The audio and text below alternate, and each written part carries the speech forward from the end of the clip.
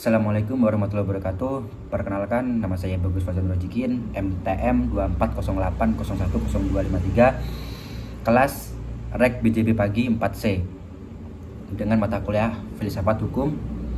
Saya di sini mau memperjelaskan tentang materi saya yang berjudul Dekonstruksi Keadilan Komutatif, Perspektif Keadilan Prosedural dan Keadilan Substantif dalam Hukum Perjanjian Indonesia.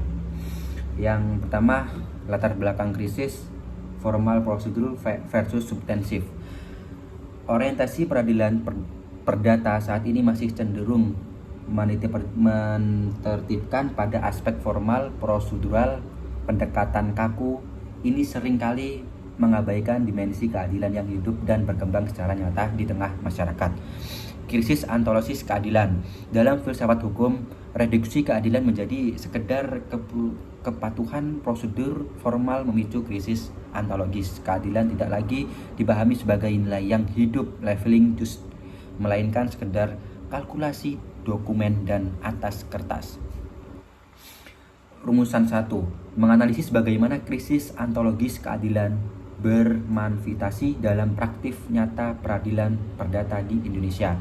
Rumusan kedua, pengkajian diletakkan antara keadilan distributif dan substantif untuk menjabatan jurang pemisah keadilan. Metode penelitian, hukum normatif berbasis studi pustaka menggunakan pendekatan filosofis, konseptual, dan perundang-undangan.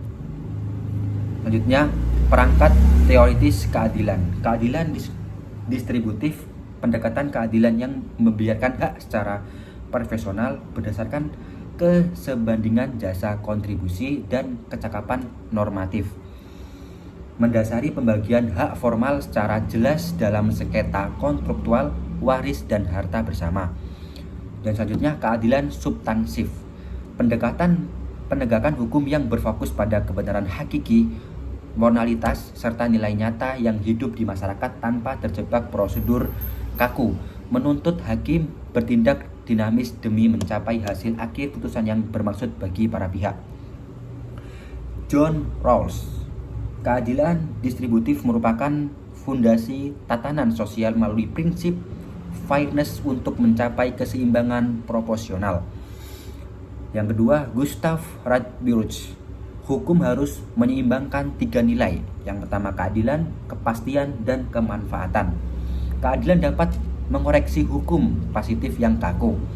Yang ketiga, Satjipto Rahorjo. Melalui gagasan hukum progresif, beliau menolak formalisasi hukum. Hukum ada untuk manusia, bukan manusia untuk hukum. Yang selanjutnya, studi putusan MA No 309. Dominisasi syarat bukti formal. Pada putusan MA No 319 K/PDT/2015, sengketa tanah diputus murni atas dasar sertifikat hak milik formal. Pendekatan distributif prosedural ini mengabaikan penguasaan nyata secara sosial dan faktual yang telah berlangsung lama oleh pihak lain.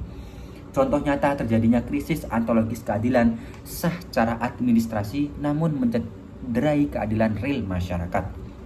Selanjutnya, kesimpulan penelitian. Yang pertama, manfaat krisis ontologis terjadi akibat demonisasi kepastian hukum formal yang mereduksi makna keadilan menjadi kepatuhan administrasi sementara, sehingga menghasilkan putusan yang kering secara moral. Yang kedua, hubungan dialektis. Keadilan distributif dan keadilan substansif saling melengkapi. Keadilan distributif memberi kepastian landasan hukum awal, sementara keadilan substantif mengoreksi ketimpangan hasil akhirnya. Dan yang terakhir, yang nomor 3, putusan ideal. Peradilan perdata yang ideal wajib menempatkan kepastian hukum formal dan kemaslahatan sosial secara hormatis dan seimbang. Dan yang terakhir, rekomendasi paradigma. Perlu adanya teorisasi paradigma dari sekedar penerapan hukum tekstual logistik menuju pendekatan progresif yang menempatkan keadilan substantif sebagai mahkota tertinggi tujuan hukum perdata. Sekian dan terima kasih.